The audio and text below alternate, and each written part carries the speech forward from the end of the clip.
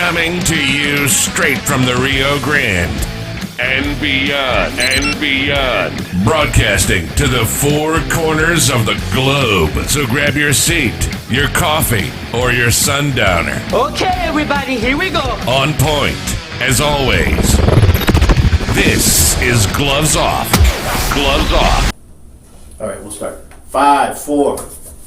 I'm back at you in Gloves Off, and today we've got a great guest. He's a candidate running for US Congress District 28, Mr. Ed Cabrera. How are we doing? Nice to see you again. Nice to see you. Let's touch base on your campaign. How's it going? So far, so good. We've set up an organization throughout the district. That's 9 counties, and we're getting ready for the big push in January and February. How early vote starts on the February 14th, correct? That's correct. How do you see everything? How do you see all the wind-up? How's everybody going? Well, listen, I've been on the road. I spent 3 weeks in a row in my car driving throughout the district. So we've got local representation in most of the local counties. So I have a pretty good sense who's out there hustling and who's not. It'll be interesting to see what happens in January in terms of the other candidates' involvement in the grassroots, going out to talk to voters. Didn't see a lot in December, to be honest with you, during those 3 weeks, which is good news for me. But we'll have to see. January, February, that's when the seriousness kicks in, so we'll have to see what happens. Absolutely, absolutely. With the changing of the district, did they change? Do we gain more? Did we lose? What happened there? Yeah, we actually swapped out 3 counties and added 3 counties, parts of counties. For example, we added a part of Guadalupe. So it comes around San Antonio and then goes into a little piece of Guadalupe. We added Jim Hogg. We added Duval, which wasn't in the map. We lost, 3 counties, including that little part of Hidalgo County. So we added 3 and lost 3. We went, however, which is a key issue, is we actually lost a very key county, which was Wilson County. Very heavy Republicans, so we actually became much more Democrat. Our district became much more Democrat than it was before redistricting. Is that what? How do you think that's going to go with the voting?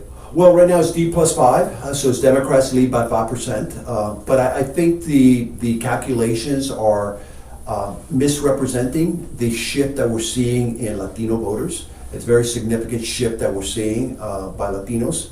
Shifting from Democrat to Republicans. So I believe very strongly that that D+5 is a miscalculation. I think areas like Webb County, Zapata, Star counties, Trump did very well. And I think he woke up a lot of Latinos who are, in essence, share conservative values. And I think we're going to see that in the voting. Absolutely. And that's something to realize, because there's a lot of conservatives here. There's a lot of Democrats that are conservative in nature as well. And there's a difference going on with the Democrats and that they're going into this new socialist Democrat, what they're calling ideals, which is basically more left than what it used to be in the moderate sense. So a lot of Democrats that I've talked to always say, the party left me. Yeah. And so I think it's going to be beneficial for everybody to understand that that's happening, and see what's going to. I want to see what's going to occur, because to me, there's a lot of people that voted for Trump, because of Trump. I want to see if the same amount are going to come out and vote for the Republicans. I want to see if that's true. Well, I think you saw it in November. You saw John Lujan do very well in the Democratic district. You saw the Virginia, some of the Hispanics and how they voted up in Virginia. So I think the trend is there. I think, and remember, the midterm elections are usually very pro-minority party. So I think we're going to have both the Hispanic trend kicking in, and then we're going to have the fact that usually the party that wins the presidency in the midterm elections tends to fall behind. And our contacts in Washington are saying they expect about a 10% shift. So that'll offset that 5% advantage that they have, just on the fact that the midterms are going to be very positive for the minority party. And Biden has not been helping their cause. So the fact that Biden has failed so poorly since he took over, I think it's supportive of that 10% shift to Republicans during the midterm. Absolutely. And it's a shame, but that's what's happening. Yep. That's what's happening. Now, Laredo's a little bit different. There's San Antonio has its needs, Laredo has its needs, the Valley has its needs, of course. Hebronville and Duval County, they have their needs. How would you say your presence and with your experiences, how would you make that better? What would you do? Well, I think the focus is first understanding what the issues are in the local community, and that's what I've spent time really in the last 4 weeks or 5 weeks is really trying to find out what the key issues are per area. For example, Zapata has a serious health issue, right? They have no hospitals after 5 o'clock. You gotta call the fire department. They bring you in an ambulance all the way to Laredo to take a treatment, right? You can pass away if you had a heart attack. They don't have the equipment to be able to handle that. San Antonio has 11 of the 100 highest congested roads in Texas. So the issue is, they're going to need some help in terms of that congestion. The growth is explosive in San Antonio. Each community, has a different need, and understanding what those are and then coming up with a plan once you get into Congress is critical. And I don't think my opponents have spent enough time to really understand that each of the different counties and what their needs are and preparing a plan so that if they win, they can go in there and hit the ground running. And it's one thing, knowing what the issues are. Like Henry understands, I think, the issues. He just doesn't have an interest in resolving them, right? He's had 17 years to address those, Henry Cuellar, and he hasn't really addressed them. I think what a lot of my Republican opponents need to do is try to understand what those issues are and then figure out a plan. And that's what I'm doing with a lot of the local politicians. If you see my Facebook, Ed Cabrera for South Texas, you'll see that I'm spending a lot of time with local politicians trying to understand, okay, what are the issues? What are federal issues that I can address right away? And coming up with a plan. And you'll see that as we spend more and more time on the road and talking to people, what those plans are. Absolutely. And that's what needs to happen, because you see the growth burst in San Antonio. And you're seeing McAllen with the growth burst as well. We still have the same traffic going through here, and I'm talking about import-export traffic. It's still the same here. But Laredo needs to have that boost for it to become once more the second, number 2 fastest growing city in the nation. At one time it was, go back in mid-2000s, it was the second fastest growing city. At one time it was the first, just was being beat by Las Vegas. But then all of a sudden it just dropped. And so we need to figure out what was that drop, what happened to that drop, and see how we can change it. Right. Because if not, I think Laredo's going to continue dropping. It's hard. It's hard to swallow, but it's something that we better be careful. Yeah. Well, look at McAllen. I mean, McAllen added 3 bridges since Cuellar has been in power in Congress. They've added 3 bridges. We're still struggling trying to figure out where we're going to put the 5th bridge. So there's a real issue there that we really haven't. Even though he has the opportunity to generate and funnel money into Laredo and Webb County, he just hasn't done it like the politicians have in the other districts, including McAllen. The growth is definitely there because the effort being put together locally, state, and federal, and he just hasn't really been focusing on his. What we need to do is we need to figure out, number 1, voting. Where the voting's going to go, and if people are going to come out to vote, because Laredo is back, kind of sitting back. There's a lot of people that are able to vote, but do they actually go out there and vote? Mm-hmm. So I think right now is pulling people out by their teeth to come out and vote. It's going to be the hard part. Right. Well, look, midterm elections are always a challenge getting people out there to vote. I think the fact that we have a very interesting governor's race. We don't have the coattails of Trump to get people out there, but I think we have a very strong, governor's race with 3 candidates that really represent a very interesting on the Republican side, a very interesting spectrum, from the far right to the moderate side. And I think hopefully that'll bring out a lot of people to vote on the governor's race, and that'll funnel down to our races, the federal and local races also. Yes, and the governor race is going to be a very important one.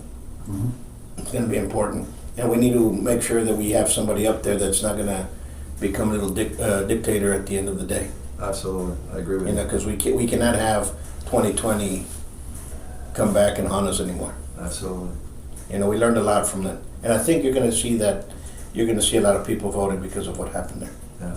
You're going to come out, and people that will be laid back and understood that the country, and they just didn't want to vote for whatever reason, are the ones that are going to come out because of 2020 and say, you know, not enough of this, Yeah.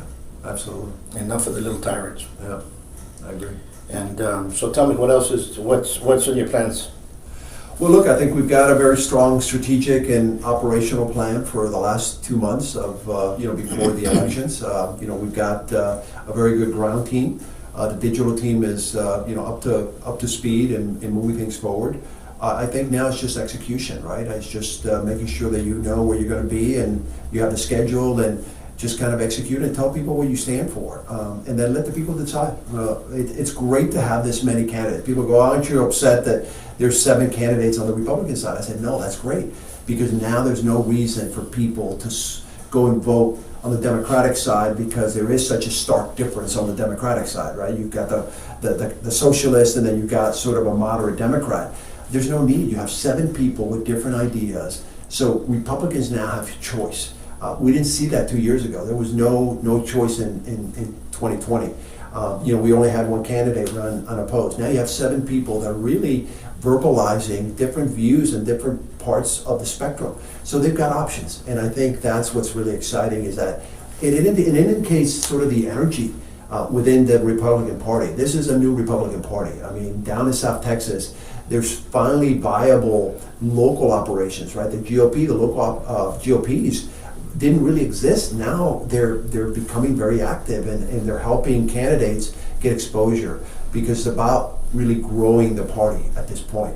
And I think the 7 candidates will definitely do that, because we're attacking it from different directions and sort of letting people understand that they're actually, they're closet Republicans. The Abuelita, their mother voted Democrat, but like you said before, the Democrat Party has left them.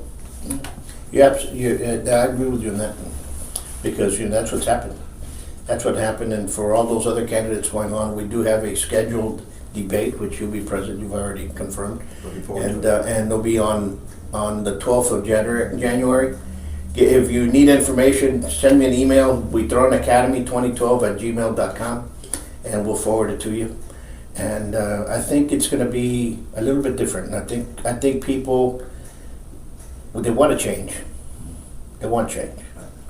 They want change, and But there's risk in change, because if you're changing you're selecting a socialist like Jessica Cisneros, there's a big danger. I mean, that's going to be a very stark contrast to whatever Republican wins. Hopefully it'll be me, but whatever Republican wins, it's going to be a very stark contrast to. So change can bring some risk. We saw it in Venezuela, right? They wanted change. They didn't want the COPEI. They didn't want the AD. They wanted something new, something fresh. Instead, what they got was Hugo Chavez and socialism that they can't get rid of.